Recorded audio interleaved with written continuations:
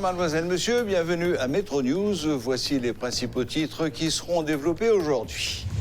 Nouvelle exigence en vue de la ratification du Premier ministre. Le sénateur Willow Joseph pose comme condition sine qua non à la ratification de la politique générale du Premier ministre Fritz William Michel la prolongation du mandat des 10 sénateurs qui devraient partir en janvier prochain.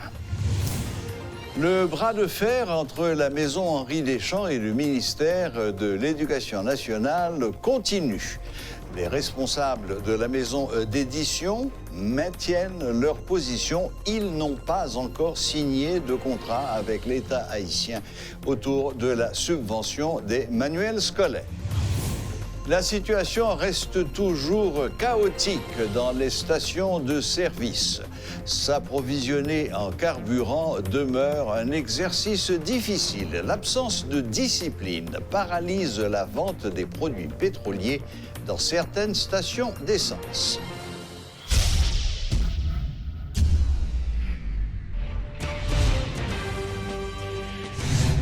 Un nouveau front est identifié dans la confrontation permanente entre les pouvoirs politiques.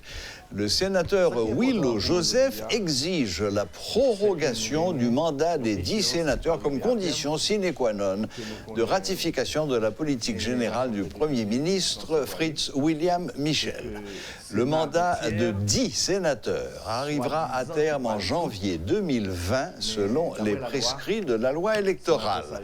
Le sénateur Joseph évoque un article de la Constitution stipulant que le mandat des sénateurs est de 6 ans. Il souligne qu'un éventuel départ des sénateurs élus pour 2 ans serait illégal. Il appelle le chef de l'État à prendre le dossier en charge.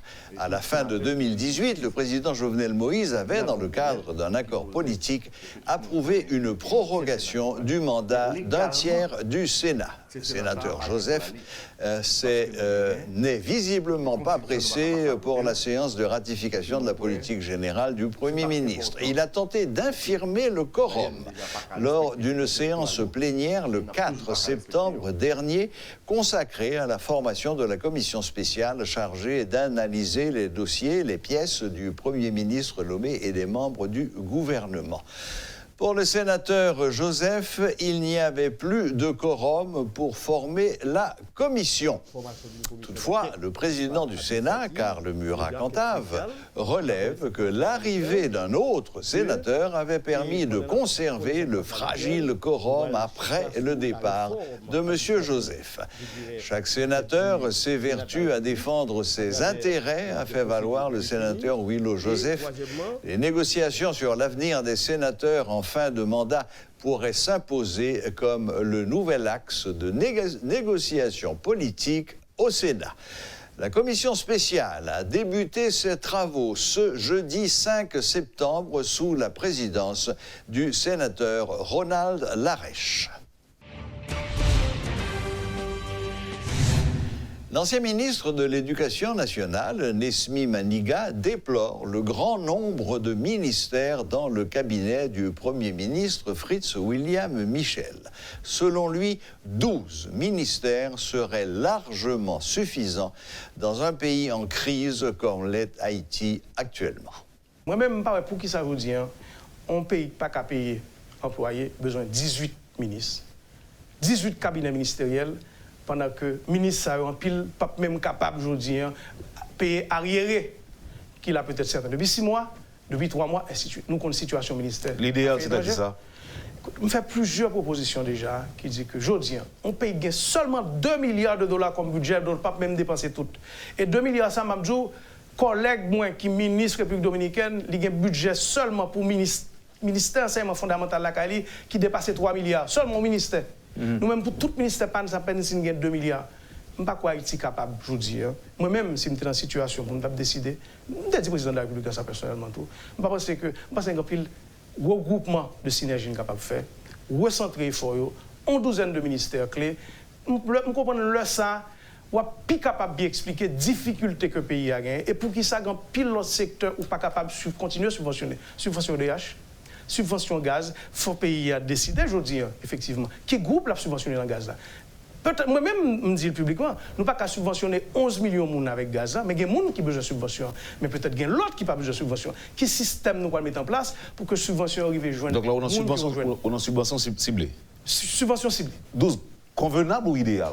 Idéal, je dis, après le droit 50 si nous voulons, mais je dis, dans une situation critique, ce n'est pas un état d'urgence. Moi, je vais dire pour me conclure, je travaille, je visite récemment Yémen, Soudan, Tchad. Je crois Haïti, en pile fois, semble pays qui est plus en guerre que le pays. J'ai un pays à fonctionner. Il est plus semblé pays la guerre que le pays. Par rapport à une capacité de pays fonctionnaire, une capacité de faire l'école marché, n'a parlé de la saline, n'a parlé de village de Dieu, n'a parlé de gang qui fait le pays. Moi, je pense qu'il faut que nous ne pas faire comme si son pays normal. Pas grand pile bail cap marcher dans le pays. On ne pas dire parce qu'on rien pas marcher. On peut être nous au sérieux tout. Soyons sérieux, comme disait le professeur Aniga. C'est un véritable capharnaüm dans les stations à essence de la région métropolitaine de Port-au-Prince après la pénurie de la semaine écoulée. Une situation incontrôlée avec des foules d'individus munis de récipients, d'automobilistes et de chauffeurs de mototaxis en quête de carburant. L'absence de discipline paralyse la vente, concède David Turnier, président de l'Association nationale des distributeurs de produits pétroliers, ANADIP, tirant la sonnette d'alarme. Il concède que les gérants de stations ne peuvent rien faire face à l'affluence qui met en danger les entreprises. Monsieur Turnier estime que la ruée vers les stations à essence pourrait diminuer lorsque le carburant sera disponible dans toutes les stations. La distribution du carburant dans les stations à essence devrait s'intensifier au cours des prochaines 48 heures. Les responsables de l'ANADIP, en quête de solutions, envisagent d'affecter un jour spécifique pour la distribution de chaque produit. Entre-temps, M. Turnier appelle à une intervention des forces de l'ordre pour ramener le calme et la sérénité dans les stations. La situation est rendue plus difficile par l'agressivité des individus munis de récipients qui sont en réalité des revendeurs déterminés à défendre leur négoce. Le chef du parquet de la capitale, Paul Héronce-Villard, a rappelé ce jeudi 5 septembre qu'il est interdit de revendre du carburant dans les rues. Il presse les forces de l'ordre à appréhender les individus surpris en flagrant délit de vente illicite. Le directeur général de la maison Henri Deschamps, Peter Frisch, maintient sa position. Il n'y a pas de contrat signé avec l'État haïtien à travers le ministère de l'Éducation nationale et donc il n'y a pas de subvention. En conférence de presse, le numéro 1 de l'institution a affirmé avoir reçu un projet de contrat. Selon lui, ce document est susceptible d'engager des discussions relatives aux formalités à remplir, mais ce n'est pas un contrat. Par ailleurs, il faudrait environ une vingtaine de jours aux éditeurs pour la préparation des 16 titres sélectionnés au cas où la subvention serait toujours de mise. Rodolphe Pierre-Louis et Paul Léel ont assisté à cette conférence. Suivez leur reportage. Merci Serge. Nous sommes à la salle de conférence de la maison Henri Deschamps où des responsables de cette institution vont se prononcer une nouvelle fois sur la subvention des manuels scolaires. Les résultats de l'appel d'offres lancé en mars 2019 relatif à la subvention des manuels scolaires par l'État haïtien pour l'année scolaire 2019-2020 n'ont pas encore été communiqués selon le directeur général de la maison Henri Deschamps, Peter Frisch. Difficile d'ailleurs de parler de contrat dans ce cas, explique-t-il. Nous, projet de contrat n'est pas un contrat. Donc si moi te dit que moi te gagne même un contrat, ça veut dire que j'ai un contrat en vigueur opérationnel qui a fonctionné, qui signé par toutes les parties. Moi j'ai un document qui n'a aucune signature sur lui. Mais celui-ci, selon son contenu, peut faire l'objet des discussions entre les acteurs étatiques et les entreprises Deschamps. Malheureusement, poursuit-il, aucune discussion n'a été engagée jusqu'ici. C'était un document qui était un point de départ à la discussion.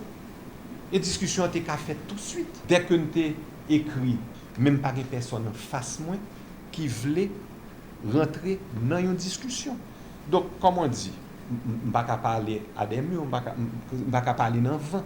Donc, il faut que un interlocuteur en face moi, un monde qui mandaté, il n'est pas forcément ministre, un monde qui mandaté pour discuter aspect contrat, comme ça toujours fait chaque année. Le directeur général de la maison Henri Deschamps est clair et précis. Peter Frisch reconnaît que cette rentrée des classes s'avère difficile pour les parents, d'où l'importance du programme de subvention. Mais à moins de 3 jours de la rentrée scolaire, est-ce toujours possible? Je ne vois pas comment. Sincèrement, je ne vois pas comment. Pas pour la date du Pas pour la date du 9 septembre, en tout cas.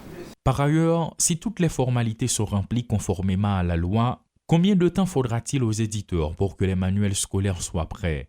On dit que nous avons un accord aujourd'hui.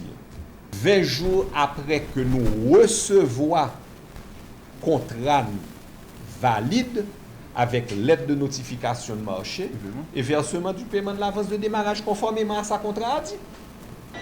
D'un côté, il y a le ministre démissionnaire de l'Éducation nationale, Pierre-Josué Agénor-Cadet, qui affirme que le problème se trouve du côté de la maison Henri Deschamps. D'un autre côté, il y a les responsables de la maison Henri Deschamps qui veulent montrer par A plus B que le problème se trouve au niveau du ministère. Entre ces deux côtés se trouve la population qui en paie le prix. Rudolf Pierre-Louis pour Télémétropole. Notre invité de ce soir est le député Jerry Tardieu, engagé depuis des mois, des années peut-être, dans cette réforme de la Constitution. Réforme de Constitution, nouvelle Constitution, on ne sait pas encore. Il a organisé une table ronde sur la question hier et ce soir, on va faire le point sur cette longue histoire et voir pourquoi ça n'a pas encore vraiment démarré et qu'est-ce qu'il faut attendre de l'avenir. Bonsoir, député Jerry Tardieu. Bonsoir Serge Klein, toujours un plaisir de répondre aux questions de Télémétropole. Monsieur Tardieu, qu'est-ce qui s'est passé exactement à la Chambre et pourquoi votre projet n'a pas été retenu, n'a pas été inscrit à l'ordre du jour? Alors nous sommes à quelques heures de la fermeture de la dernière session ordinaire de la 50e législature. Lundi prochain. Deuxième lundi du mois de septembre à minuit, aucun amendement ne sera possible. Et nous sommes obligés de constater que malgré les efforts de la commission et de moi-même, votre serviteur, pour qu'on mette les débats sur notre rapport et nos 30 propositions d'amendements constitutionnels en débat, eh bien, nos demandes sont restées lettres mortes. Et pourtant, nous avions déposé au bureau, dans les formes et dans les délais impartis par la loi et la Constitution, notre rapport, qui est un rapport que nous avons d'ailleurs vendu à la population. C'est une façon de parler, puisqu'au fond, ce rapport émane de la population. Vous savez très bien, Serge Klein, que ce rapport ne vient pas de la tête de Jerry Tardieu ou des 8 autres commissaires qui font partie de cette commission spéciale. Nous avons fait pendant 1 an une consultation nationale de tous les secteurs de la vie associative haïtienne. Et c'est justement à partir des éléments, des positions qu'ils ont exprimées que nous avons mis sur papier ce rapport avec 30 recommandations pour aller changer de régime politique et changer tout ce qui doit être changé pour que nous ayons une constitution qui soit à la hauteur des défis de demain. Malheureusement, force est de constater que ce grand rêve, ce grand objectif que nous avions d'amender la constitution, mais de l'amender de façon sérieuse, certains nous accusaient même d'avoir proposé une nouvelle constitution. Et c'est un parti pris que nous assumons. Nous sommes conscients que nous tellement émettons des propositions qui sont audacieuses, qui novatrices, qui courageuses, qui même des fois nous capables de dire révolutionnaires, que ça ne t'a cherché à la fin, en bout de ligne, c'était une nouvelle constitution. Aujourd'hui, force est de constater que la majorité à la Chambre des députés n'a même pas jugé bon de laisser débattre cette proposition d'amendement. Ça veut dire qu'ils ont voulu la tuer dans l'œuf. Non mais Jerry, ok, ça c'est un constat, mais qu'est-ce qui peut expliquer une attitude aussi négative? Eh bien, il y a plusieurs raisons qui expliquent ce que nous pouvons appeler les obstacles qui ont aujourd'hui mis à mort l'amendement de la Constitution tel que nous l'avions souhaité. D'abord, il faut dire qu'à date, il n'y a pas eu une entente, un accord entre le législatif et l'exécutif.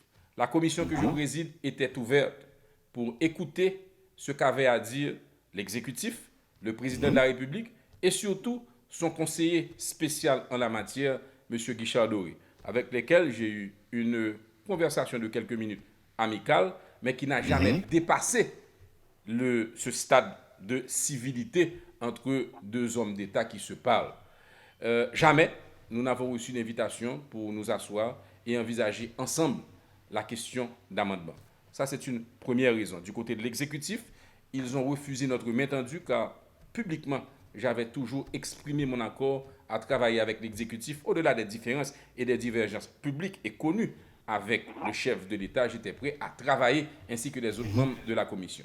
Ensuite, il faut aussi dire que le blocage institutionnel au niveau du Parlement, plus spécifiquement de la Chambre des députés, a beaucoup dérangé. Pendant cette dernière session ordinaire, en fait, nous n'avons pas eu plus de 5 ou 6 séances.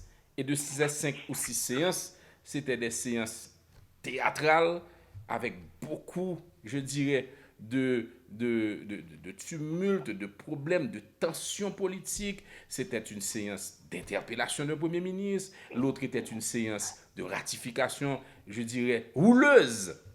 Donc, il n'y a jamais eu la sérénité nécessaire au niveau du Parlement, de la Chambre des députés, pour débattre de ces propositions d'amendement. Et quand je dis sérénité, je pèse mes mots. Parce qu'un amendement nécessite au moins un mois de débat. Il faut débattre article par article. Il faut débattre sérieusement. Il faut permettre aux députés de pouvoir contredire les commissaires, de pouvoir être en désaccord avec les commissaires. Parce que nous ne demandions qu'une chose, c'est que ce rapport aille en débat. Et c'est très possible qu'il y ait des collègues qui ont des recommandations, des propositions, et peut-être que, n'ayant pas la science infuse, nous aurions été bien disposés pour recevoir les critiques de nos collègues. C'est ça la démocratie aussi. C'est pour ça que la Chambre des députés est la reine des débats contradictoires. Donc il fallait la sérénité, il fallait le temps pour discuter des propositions d'amendement qui sont des propositions très sérieuses, très solides.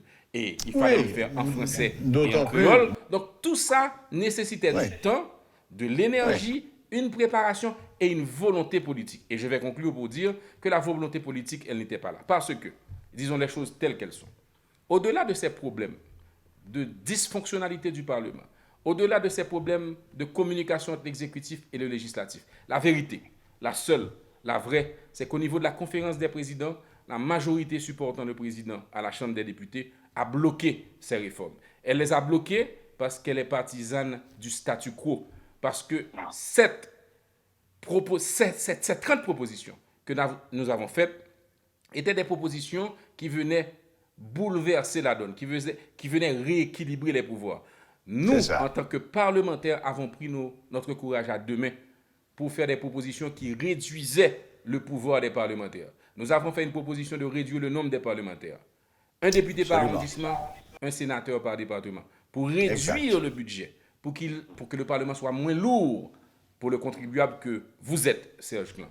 2, nous avons demandé qu'en termes d'immunité, l'immunité d'un parlementaire soit levée plus facilement s'il est impliqué dans des questions louches, s'il est en contravention avec la loi. Tout cela n'a pas fait plaisir. Nous avons demandé de retirer la prérogative du Parlement de pouvoir décider de qui a des charges ou pas. L'Assemblée politique qu'est le Parlement depuis 20 ans ne donne que très rarement des charges et elle ne le donne des fois, que très peu de fois, à des anciens ministres décédés. Nous avons aussi fait une proposition de changer le régime politique. Nous avons demandé d'éliminer le poste de Premier ministre. Pourquoi?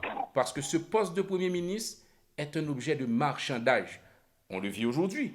À chaque fois qu'il y a nomination de Premier ministre qui doit être ratifiée, nous trouvons toujours des députés et des sénateurs, disons des députés, certains, puisque n'oublions jamais de préciser que le Parlement qui est tellement décrié est une institution qui comporte, qui comprend et qui bénéficie de l'apport de beaucoup de députés qui sont intègres, capables, professionnels et qui s'acquittent de leurs tâches avec patriotisme, conviction et intégrité. À chaque fois qu'il y a une nomination d'un Premier ministre, il y a un marchandage où des députés et des sénateurs vont demander des postes, des positions pour leurs alliés, pour leurs amis, pour leurs familles, pour leurs enfants, pour leurs maîtresses. Malheureusement, Jerry Tardieu, on ne va pas pouvoir refaire toute l'histoire de ces amendements, tout le travail de la commission. Cependant, Serge, pour éclairer la lanterne des auditeurs de Télémétropole, je pense qu'il était extrêmement important de souligner toutes les propositions courageuses qu'ont fait la commission et qui fait qu'au niveau de la conférence des présidents, la majorité n'a jamais voulu inscrire le débat sur l'amendement à l'ordre du jour. Et je crois que c'est important de le souligner parce que ce rapport, Serge Clan, c'est un rapport qui est plus vivant demain qu'il ne l'était hier. Et je m'explique. Même quand l'amendement aujourd'hui est mort, pour des raisons très claires, je dis que ce rapport est un document qui est un patrimoine pour la nation. Dans les années à venir, il va falloir de toutes les façons parler réforme constitutionnelle. Est-ce que nous allons aller vers une réforme en profondeur? Est-ce que nous allons aller vers une assemblée constituante? Est-ce que nous allons aller vers une nouvelle constitution? Nous estimons que le travail que nous avons produit peut servir de base à toute réflexion sérieuse de la société. Et quand je dis la société, je veux dire c'est tous les corps organisés. Et surtout, je veux dire que c'est au niveau de toutes les provinces, de tout le pays, qu'il faudra rassembler, je dirais, une énergie, une synergie pour travailler à la nouvelle constitution que je souhaite de tous mes voeux. Et c'est pour cela que hier soir, nous avons déjà annoncé la couleur. Nous pensions que c'était notre responsabilité de mettre ensemble tous les secteurs de la vie nationale qui nous avaient alimentés de leur position pour faire ce rapport et leur expliquer où on en était avec le processus d'amendement. Et de leur demander de rester solidaires. Et nous avons convenu, les partis politiques, les experts sur la Constitution, les représentants des corps associatifs de la société, de rester soudés pour continuer cette réflexion de telle sorte que la Constitution qui vienne soit l'affaire de tous et non pas d'un apanage de petits techniciens ou du pouvoir ou de quelques parlementaires. Très bien, Jerry Tardieu. Écoutez, on a bien entendu tout ce que vous avez dit. Cela est triste de voir tant d'efforts et tant d'années et tant d'énergie gaspillée apparemment. Mais comme vous venez de le faire savoir, ce document est là. Il a la chance d'exister. Il est une référence. Et malheureusement, ce n'est pas cette législature qui va pouvoir se pencher là-dessus. Bien. Dommage. Écoutez, malheureusement, le temps nous fait un petit peu la guerre. En deux mots, vraiment en deux mots, Jerry Tardieu, quel est le bilan de cette législature? Combien de lois ont été votées ou discutées pendant cette législature? Je n'ai pas les statistiques devant moi, mais vous savez aussi que j'ai décidé d'entrer en politique et de ne pas utiliser la langue de bois. Cette législature est une législature qui est en passe de passer dans les annales comme une législature de la honte. De la honte parce qu'elle n'a pas eu la productivité législative nécessaire. De la honte parce qu'elle a été, je dirais, caractérisée par des scandales à nul autre pareil, de la première minute à la dernière. Mais je dirais qu'au-delà des problèmes de cette législature, qui est dû aux députés et aux parlementaires qui en font partie, n'oublions jamais que le Parlement en tant qu'institution est un corps à respecter. Si nous voulons construire une démocratie, nous devons avoir un Parlement fort. Nous devons avoir un Parlement fort, intègre et honnête si les jeunes, les citoyens, lors des élections, se mobilisent pour voter des hommes et des femmes qui sont à la hauteur de la confiance qu'on peut placer en eux. Je dis que ce Parlement, avec ses parlementaires, en grande partie qui n'étaient pas conscients des enjeux du moment, qui n'étaient pas conscients de l'importance et de leur rôle, ont failli. Aujourd'hui, il faut regarder en avant. Toujours apprendre du passé, mais toujours avoir une perspective d'avenir. La 50e est aujourd'hui derrière nous. J'espère que des jeunes bien intentionnés, patriotes, intègres, conséquents, qui aiment leur pays, se porteront candidats aux prochaines élections pour qu'on ait une 51e législature qui soit à la hauteur de l'histoire. Ce que vous avez dit tout à l'heure, permettez-moi d'avoir un élément de désaccord avec vous. Le fait qu'ils ont bloqué le travail de la commission n'est en rien un échec. Au contraire, de l'avis de tout le monde, ce rapport qui est là, sera le rapport de référence pour toute réflexion sérieuse sur la Constitution dans les années C'est à venir. c'est exactement ce que j'ai dit, D'accord, j'avais Thierry mal compris. Tardieu. D'accord. J'ai bien dit que ce texte resterait comme une référence. Merci. Merci beaucoup, j'apprécie. Oui. Et j'apprécie et je Absolument. pense qu'il y a, et c'est ce qui nous vient, c'est les échos qui nous viennent depuis hier. Je reçois pas mal de messages et, Oui. des différents secteurs, de différentes personnalités. De Ben, la c'est diaspora. encourageant. Écoutez, bon, je crois que la conclusion de tout cela, vous l'avez dit vous-même tout à l'heure, ce n'est pas l'institution qui est en cause, ce sont ceux qui en font partie, et il revient aux futurs électeurs de savoir envoyer à la Chambre des députés pour les représenter des gens qui sont dignes, des gens qui sont bien préparés, des gens qui sont compétents. C'est la condition sine qua non pour que demain matin, on sorte de l'impasse dans laquelle nous nous trouvons et dans cette honte. C'est vous qui avez utilisé le terme, et je le partage, dans cette honte qui a été affichée trop souvent. Merci infiniment, Thierry Tardieu, de nous avoir accordé un peu de votre temps. Compliments encore et courage pour votre travail sur la Constitution et bonnes vacances, puisque dès lundi, vous serez en vacances. Et en tous les cas, bon week-end et bonne fin de soirée. Merci beaucoup. Je vous remercie d'ailleurs de façon particulière parce que pendant les 2 ans qu'ont duré le travail de cette commission, Télémétropole a toujours été très intéressée par nos travaux et grâce à ce média, nous avons pu vulgariser nos travaux de manière transparente à travers le pays. Merci beaucoup et à très bientôt. D'accord, merci. Voilà, c'était le député Thierry Tardieu qui faisait le point sur les mésaventures de la commission spéciale chargée de réformer la Constitution, qui n'a pas été présentée, qui n'a pas été discutée lors de cette 50e législature. Le Festival des Arts Urbains de Port-au-Prince se tiendra du 10 au 20 septembre prochain. Durant 5 jours, les rues de la capitale vont être investies par les graffeurs, peintres, danseurs et autres conférenciers. Une série d'activités est programmée à l'occasion de ce festival qui réunit les artistes venant des États-Unis, du Mexique, de la Belgique, du Brésil ou encore du Maroc. Jérémy Tillon assistait au lancement de Festi Graffiti. Suivez son reportage.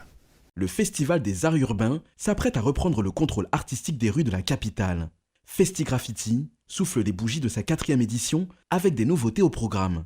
Mais avant tout, Festi Graffiti est le seul festival du pays dédié à la culture urbaine. Conférences, performances, formations et réseautage d'artistes sont à prévoir durant ces 10 jours. La culture urbaine mélange aussi bien la danse, le street art, le sport que la musique hip-hop. Jean-Wilder Piercin, organisateur du festival, nous apporte des précisions quant au déroulement et aux nouveautés mises en place. Une programmation qui est relativement riche avec performances graffiti, avec Anessa en grande première son formation en médiation culturelle et guide street art qui est animé par Bénédicte Pilet de Fresh Tout à Tout Paris du 11 au 16.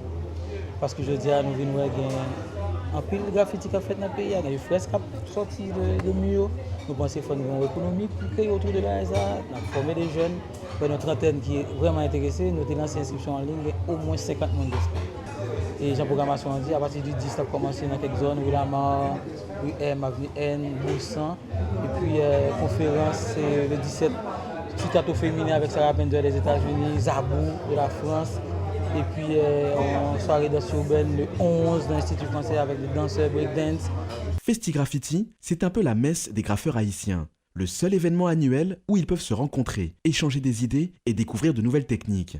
Depuis 10 ans, les graffeurs se sont évertués à vulgariser leur travail auprès du grand public et des ministères ou des entités étatiques. Au fil du temps, le graphe s'est imposé dans le quotidien des Haïtiens. Jerry, Épisode ou encore Asaf font partie de cette génération qui a suivi l'évolution du graphe en Haïti. C'est Elise Hamson, qu'on est sous le nom Asaf en tant que graffeur. Ma peine, depuis à l'âge de 13 ans, m'a fait peinture. Nous rencontrons ce dernier, lui aussi présent à cette conférence de presse. Il accepte de revenir sur ses débuts. Et pour Asaf, tout a commencé par la peinture. Dans l'année 2006, je suis capable de dire en 2008, moi j'ai commencé à faire ça de façon professionnelle. L'aime dit professionnelle, c'est que je fait avec un pile l'amour et que pour montrer comme tout là. OK, donc touche l'entour de jour en jour l'améliorer. Et en gros, je suis capable de dire c'est ça. Moi, j'ai commencé à faire graffiti en 2008. Nous-mêmes, nous travaillons pour évolution ça. Et je suis capable de dire les Tegen Jerry qui ont commencé à graffiti. Donc, pour aller plus loin, il y a Louis Moka qui a commencé à faire de tirasta dans l'arrière avec un seul spray. Donc, c'est le premier graffeur que je connais. Après ça, j'ai John Jerry qui a commencé à faire graffiti, qui dans le sens moins que je commencé à aimer étant que graffeur. Et puis par la suite, j'ai commencé, j'ai une marque et puis épisode. Donc, nous sommes capables de dire c'est nos 4 jeunes qui ont fait mouvement ça. Donc, puisque chaque nègre a un style que il fait graffiti, donc moi-même puisque je fais peinture, je me dis moi je vais révolutionner le mouvement graffiti. Dans quel sens? C'est que tout ça que je fais avec peinture, je vais le faire avec une canette de spray. Donc, il y a une canette qui a une peinture dedans et puis qui a un caplan sous tête. Donc, je considère que c'est peinture, pinceau et puis pour moi faire ça ma vie fait en tant qu'artiste. Donc, côté que au carré travail nous connaissons, c'est une véritable œuvre d'art. Donc, nous travaillons pour évolution. Donc, mais nous aider en pile de jeunes tout dans le milieu ça pour grandir. Un événement tel que Festigraffiti a vocation de fédérer les artistes du monde urbain afin d'en faire une réelle force en termes de crédibilité et de prise de décision. Des graffeurs venus du Brésil, de la Belgique, de France, des États-Unis ou encore du Maroc sont attendus au sein du line-up de cette 4e édition. Pour Asaf, le fait qu'il se trouve parmi tous ces gens est la preuve flagrante que le street art est une matière artistique à considérer dans sa globalité. Cette démonstration principale d'Achita nous fait un festival qui parlait de graffiti. On disait bien, on fait Festigraffiti. Donc c'est comme ça, il prend naissance. Et c'était en 2015. Ouais. Donc nous n'avons pas avancé. Donc il y a un paquet de bagages pour nous. Le Festigraffiti vous donne rendez-vous du 10 au 20 septembre dans les rues de la capitale qui sont prévues pour être le terrain de jeu des graffeurs. Comme pour les éditions précédentes, le comité invite le public à soutenir ce festival en sortant dans les rues pour admirer les œuvres réalisées spécialement pour l'événement. La boucle est bouclée. Merci de nous rester fidèles. Excellent week-end à toutes et à tous. Et à la prochaine, même heure, même chaîne.